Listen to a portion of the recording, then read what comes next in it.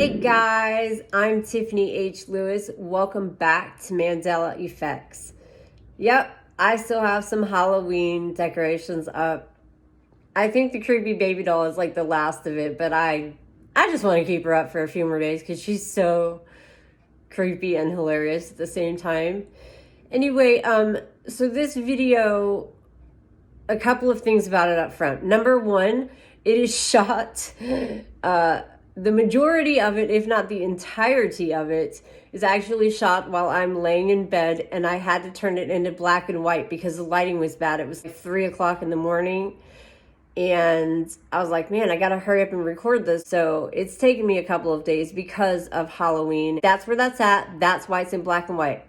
The second key point is that I'm not 100% sure that these are Mandela effects, but either way, I mean, one person told me about something and then I tried to find evidence of it and match it with the evidence that I physically had in my possession. So I would say that it's a good chance that's the Mandela effect. And then the second one, when I start discussing the Coneheads, I'm not sure that that's a Mandela effect, but I have seen that movie 1,000 times. And I cannot find one clip proving me wrong or right. So I ended up buying the movie, and I'll be playing clips of that for you. That will be in color. I'll add pictures too.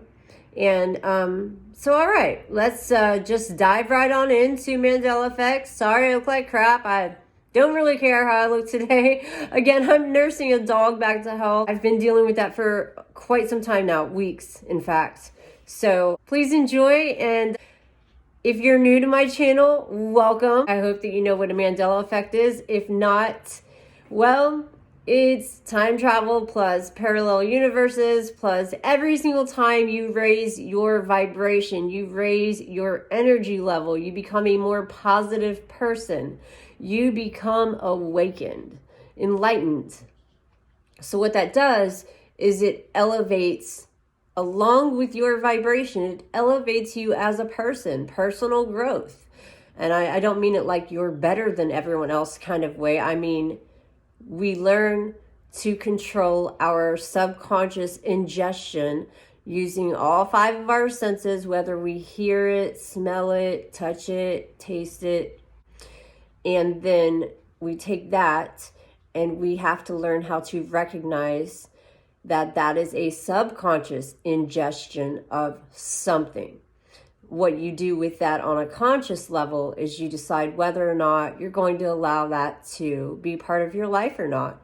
If it's a thought, say, okay, that's cool. I recognize that that hurt, or that did this, or that did that, or I didn't like the way that tasted. And you control your own thoughts. You consciously decide whether you're going to allow that subconscious ingestion of whatever avenue it came in through to your brain on a conscious level, whether or not you want to kick it to the curb or keep it in your life. And based on that decision, your actions will reflect. Every single time we make a decision, that's the decision. Decisions turn into actions. Actions turn into more actions, and sometimes even reactions if you allow yourself to react. So that said, again, welcome to my channel. This is time travel. This is parallel universe. This is learning how to be consciously aware of your subconscious ingestions, and then deciding whether or not you want to allow that to control your life, or if you want to control your life. And if you want to control your life, then you've got to start by controlling your vibration and your conscious decision making based off of your subconscious intake of all the things that we can't control, which is pretty much literally everything. So please enjoy the video. Sorry for the shaky cam effect. Just kind of thought I'd throw that in here. All right, you guys have a good day. Welcome to my channel. Please like, follow, subscribe, all that cool stuff if you want. If you don't, cool.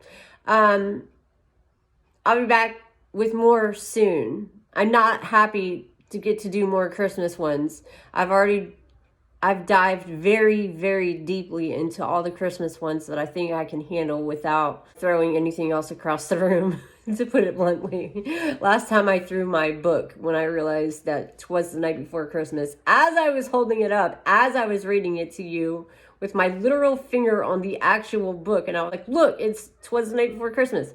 And then when I played the video back and I watched it, the word 'twas was not there anymore. So I went over to ALEXA and I asked her to read it to me. And she said, "'Twas the Night Before Christmas" by Clement Clark Moore. I mean, what do you do with that? But Mandela Effect, see, that's an effect. This is memory, guys. That's the one thing that I think a lot of people confuse. You think that we're conspiracy theorists because I use words like they. They took this away.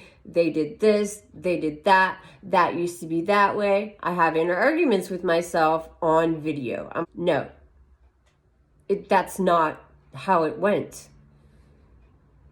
Yeah, it is, Tiffany. Look on the internet. No, it's not. Because I remember it. And I'm not the only one who remembers it. In the beginning, it's fair to say that I was after some number to see how many people believed, as I put it in the beginning, believed in the Mandela Effect. Well, that's changed. I don't need a number of how many people believe. It's more like either you believe, and if you do believe in your own memory and your own recollection of your own memory, because it really comes down to, do you trust your memory or not? What do you remember is the real question. Not do you believe or not. It's not a matter of believing anything outside of what you actually remember. If you remember it that way, then it is true that way, at least to you. And those of us that share a lot of the same things that we remember, they are based on memory. Memory of, the funny thing that's not funny, that might even irritate me a little bit, that I'm going to try very hard not to go off on a tangent about. Mandela Effect is like this. Like, all these people all over the world have created sort of a division. Either you believe or you don't. Fine. It's not a belief system. It's a memory. And just like I can't say, oh, you're not having deja vu, you can't say that my memory is wrong. Even if they, whoever they is, does go around and remove all the evidence off the internet. Well, unfortunately for them, I caught the evidence first. And by the way, you can always look on Amazon if you can't find it on YouTube. And you can buy, for instance, Forrest Gump, Life is Like a Box of Chocolates. Go on Amazon and buy a literal movie called Forrest Gump. Buy the set, $29. The box of chocolates that comes with the movie will literally say, life is like a box of chocolates. The literal movie will actually say it on the box that the movie is inside of. And then in the movie, when you watch it on YouTube or even in that movie, they changed it. They changed it to, Mama always said that life was like a box of chocolates. Did she now? So that box of chocolates that I'm sitting here staring at, that I just purchased on Amazon, that literally says in quotation marks, life is like a box of chocolates. So my point is, they, in my opinion, do a little bit of a sloppy job. And I think that we're raising a lot of awareness. I think this is becoming more than a belief, or do you believe in this or do you not? And if you do, how hard will you fight that you're correct? People they're always going to argue with you unless you end up in a position where you just ironically are at the same place at the same time as somebody and it happens right in front of them, which I've somehow managed to capture on video and is available on this channel multiple times over, to the point where I think I might just make that my mission, that every time I go out, let's just see what I can catch and see what people's reactions are to that. Not because I'm trying to make them have a bad day or ruin their childhood, but because, like I said, whoever they is a little bit sloppy with a good chunk of these examples, especially the really, really, really, really iconic ones that everybody knows about. The ones that everybody gets on here and comments, well, everybody's already talked about that before. Yes, I know, but this is a new channel. And in order for me to move into the sections and the subsections that I would like to move into, I have to cover the really obvious ones first. And secondly, on top of that, just because you know about it doesn't mean that everybody in the whole wide world knows about it. So that said, let's proceed. I'm sorry, my dog is barking. Like I said, I'm dealing with that too. And that's also why I keep kind of looking away from him. I'm just checking on him. He's not really supposed to be moving around much. He's just going potty. Anyway, okay, the rest of the video is going to be black and white other than some few random colors that I throw in when I throw in videos and pictures. I'm sorry about that. I don't know what your comments are going to be. It's just, I'm not going to react. I choose not to be the type of person that reacts to negative comments. I don't do negativity. I have no room in my life for negativity or negative people. I vibrate on such a positive level. I have so much energy inside of me that I literally cannot contain it.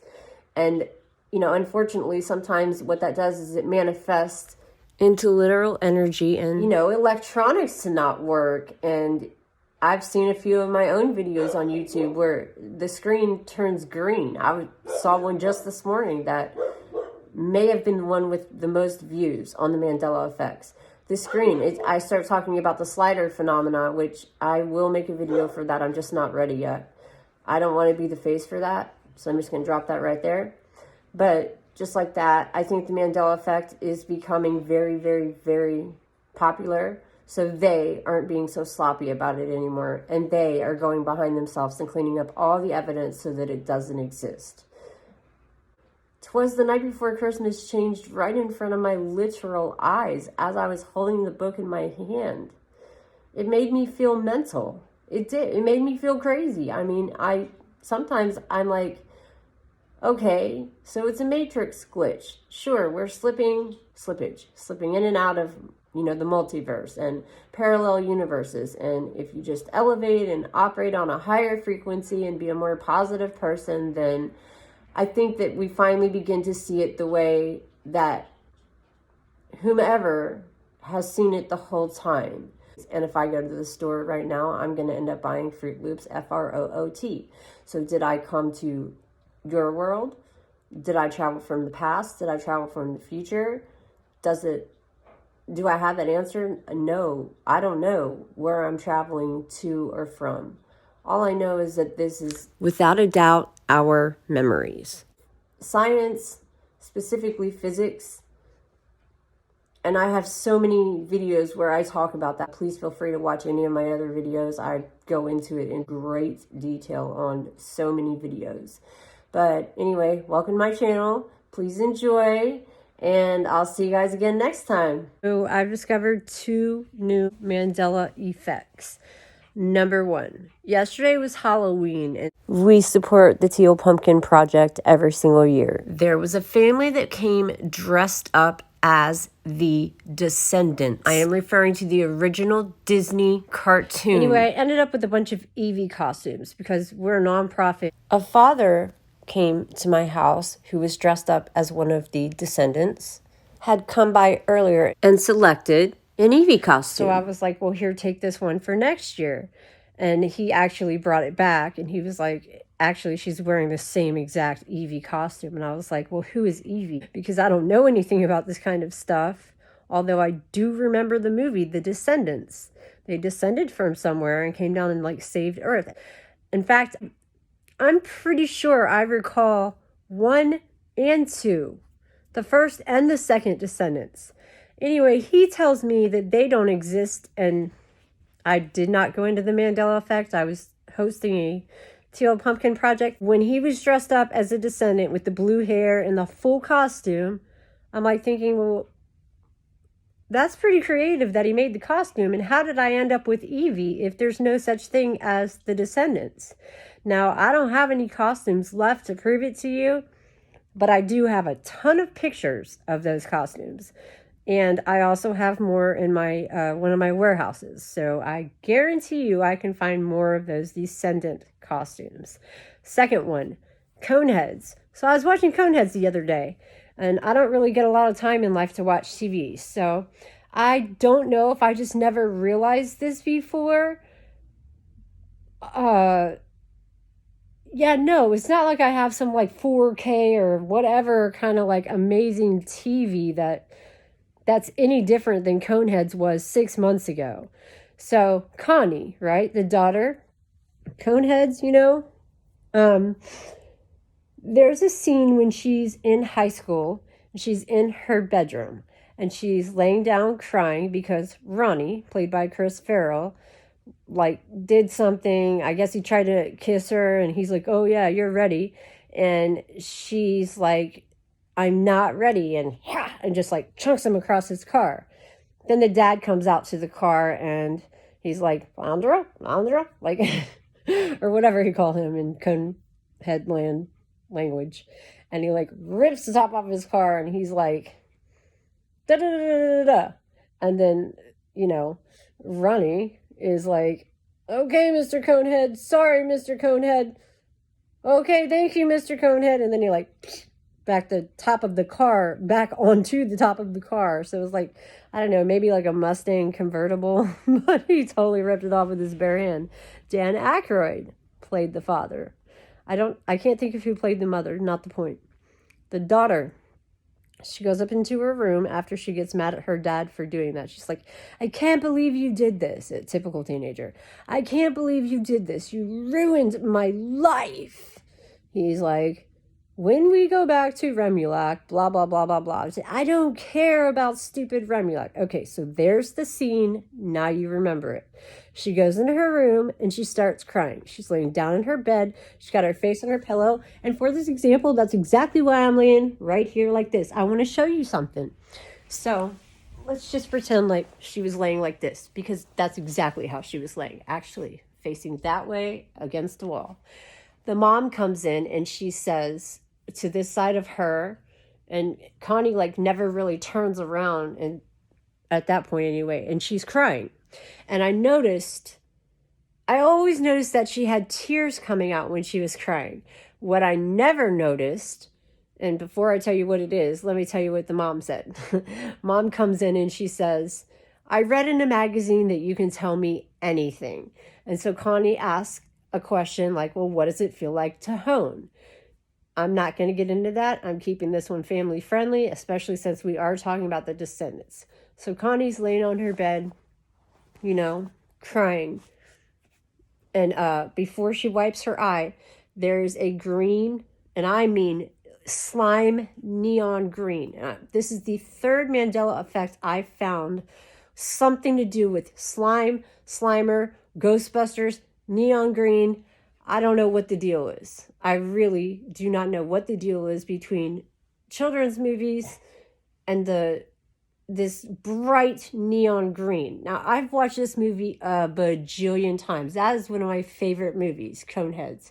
I'm here to tell you, I have never, ever, ever once seen her have just like a lime green tear right here. It didn't like roll down. It was like gelatin, like a bright green gelatin stays in place, perfect tear right here. Now where she's been crying, this whole pillow right here is bright neon, glow in the dark green. Big old wet spot. I've seen this movie a million times. Never in my life have I ever seen that. And it's not like I upgraded any TVs. I'm telling you, I just watched it 6 months ago. So is it a Mandela effect? I don't know. Maybe I just never noticed it before, but I'm pretty sure I would notice that. There's another scene where Dan Aykroyd is playing golf, and again, Chris Farrell comes out to the golf field where he's playing golf that day, and Dan Aykroyd, the father to Connie, the child, Mr. Conehead, he's ignoring him and he's trying to play golf. And Ronnie, Chris Farrell, is like, okay, Mr. Conehead, like, I just wanted to say that I'm sorry. Whatever he says, it does not matter. It's a very short scene. However, this is a very famous scene. Again, they always do this to all the scenes that you are for sure to remember, so that it drives you crazy because you've seen it so many times. This one, I'm not sure it's a Mandela effect, but I'm going to tell you what I noticed. So he was on the golf field with a buddy of his that had like hair extensions. They had a conversation about hair plugs or something like that, and he recommended that maybe Mr. Conehead should do that. And then Ronnie comes over, says a few words like, I'm sorry, I'm so sorry, I can't live with that, or I'm so miserable. And then Dan Aykroyd's like, and his little conehead laugh, whatever. I'm not good at mocking. Well, I could be good at mocking him had I watched it right before making this video. It's like mini putt-putt golf, but they're on like a massive major league kind of golf. I don't know if you call that a field, range, I don't know. I don't know these words. A golf place where adults go to play golf. That's not putt-putt golf. So he sticks the little tee in the ground and he puts the little golf ball on it, right? Because remember, the wife gave him golf balls for Christmas that year, just plain old white golf balls, which may or may not have used to have said something on them, but now they're just plain old white little golf balls. So he puts the golf tee in the ground. He puts the golf ball on top of it, and he's like starting to swing. He's like, like really in kind of slowish, like, and then a really gentle tap, and it rolls into like right here. It's like not even the length of my arm away. It's like bracing himself for this like really large shot. Yeah, no, it was just like putt-putt golf. It was like literally, it was like right here, and then it just a very gentle, just a barely touched it kind of tap, just like putt-putt golf. Anyway, that's not the point. The point is he had on a blue cardigan in this version that I watched yesterday. Now, I've seen this movie so many times that I specifically remember the guy who had the hair implants had on maybe some basic colored shirt, maybe even a striped shirt. Not sure. Cannot confirm nor deny that. But I do know that Mr. Conehead had on a striped shirt. And he still does. But now, and I'm going to have to look at the date because cardigans weren't even a thing till, like, unfortunately, the 90s. Ugh, whatever. But, blue cardigan, like those really ugly ones that they forced us to wear when we were in school, like blue cardigan that goes all the way down like a V right here, a dark navy blue on top of a short sleeve at a golf area where adults go to play professional golf. Like they went to play golf in a professional golf area. The other guy had on short sleeves. Chris Farrell had on short sleeves. Everybody had on short sleeves, and I even think shorts. Actually, I remember them showing his shoes back in the day. I just don't know if they showed him that time because I was so like, what's with the blue cardigan? I've never seen him wear the blue cardigan. If there was a cardigan, why was he the only one wearing a cardigan when everyone else had on t-shirts and shorts? Makes no sense. All right, just in case you didn't catch a picture, which may have been the last one or a couple back, you can see an SNL from the 70s with Dan Aykroyd and all of the main characters, the male characters anyways, in the movie.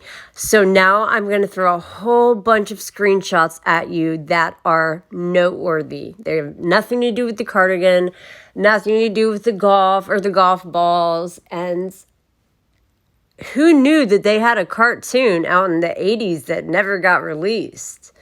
I'm not saying it's a Mandela effect. I'm saying it's noteworthy, and I'm going to go ahead and put those in here right now. Those are the two that I found. I'm going to do some more research on them before posting this video. I'm quite sure nobody has talked about these yet. And there was a point where I thought like I wasn't going to be able to find any more because I feel like I was looking too hard. But lo and behold, law of attraction, you think about it, you sort of become obsessed with it, and then you start to see it everywhere. So just when I was not expecting it, it that's when Coneheads happened. That's when I saw the green neon Slimer bright green Ghostbusters, which is irony because not just Halloween irony, because I played that song like 400 times last night, but Dan Aykroyd was a Ghostbuster. He was. So I wonder, did somebody in the Ghostbusters wear this blue cardigan? Is this a joke? Is this like a flip-flop kind of third set of Mandela effects? I mean, I've already figured out that certain actors or actresses, pretty much almost every movie that I've found them in or thing they do, such as like Hershey's, if they were the corporation for, hypothetically, Kit Kat or, you know, Count Chocula or whatever, General Mills is a perfect example because they are the ones that actually do have all of the cereals with the Mandela effects, including Count Chocula, which some of you said it wasn't a Mandela effect, but call it what you will. It's seasonal, just like Girl Scout cookies now. Was it always that way? I never said I was 100% right. I said I wasn't sure because I haven't been alive for like ever. But I do know that it upset a lot of people, like, to find that out, because even I remember as a child growing up just walking into the store at any given time. Now you got to remember, I just said as a child, which means I had no concept of time or a watch or, you know, man-made time by a watch. I have no idea. It could have been seasonal for all I know. So I don't argue on points that are not necessary to argue on, but General Mills is a perfect example. They were the last video that I made. It says Halloween. Look for the Halloween one, Halloween Mandela Effects 2019. It had multiple cereals all made by General Mills. So that's that kind of thing. It's like where a company does Mandela effects to each of their products, or at least the ones that will stand out so much that you're like, no. Why? Because if they just did that with checks, it wouldn't, you know, be as much of a Mandela effect as taking Count Chocula and switching the whole formula around and making it taste like crap when that's such an iconic cereal. And why Count Chocula? Why not Franken Blueberry, who had blue marshmallows? And then the Franken Monsterstein one, they were monster cereals, General Mills. I put another General Mills cereal in that same exact video and I circled it. I was like, look, are you seeing a pattern? I didn't really like speak it, but I made it very obvious. I circled it. I drew your attention to, I was like, look at all the different ones that say General Mills without ever verbally saying it. And so that was that. So that's another type of Mandela effect. Sometimes maybe it could be our memory. Sometimes maybe it was changed because whatever. Sometimes it disappears. And then sometimes there's a chain of whatever are all starting to come out with Mandela effects. I've noticed that about multiple actors, actresses, places, and I'm just going to leave that there for now. But for Dan Aykroyd to be in Ghostbusters, okay, point is, I don't remember him ever having that blue cardigan on in the middle of the summer on the golf field. How do I know it was summer? Everyone else was wearing shorts and short sleeves. And after that was October because they dressed up for Halloween. That's how I know. Why put him in a blue cardigan? Why put him in a sweater at all? Point blank, period, end of story. Whether the blue cardigan was always there or was not there. Well, they forgot to delete that. If it was there, it's still there. If it was not there, it's been added. That brings us to a new set of Mandela effects. That's not where you take it away. That's where you add something that you now know was not there before. Just like her green gelatin. And I'm serious. A thick gelatin layer of a green, perfect little tear that she kind of, after her mom comes in and says, well, I read in a magazine that you can talk to me about anything. And she asked her a simple teenager mom question, I guess. And then she goes like this. And she kind of flicks it onto her pillow where she's laying. I noticed there's this bright green, neon green glow in the dark. Big old circle of where she's been crying for a while. See, the white pillow stands out. That's a pretty famous scene in the movie. She's a teenager. That's her first love. That was her first kiss. That was her first adult conversation with one of her, parental units. That's my dog. He's medicated, sorry, to wait for his CBD and other medications to kick in. But anyway, yeah, there you go. 2 potential Mandela effects and coneheads. And then the descendants. I remember watching that. I remember it. Also, I'm going to be the one to kind of capture more, the way Mandela effects affect people. I didn't intend for that to work out that way. That was not planned.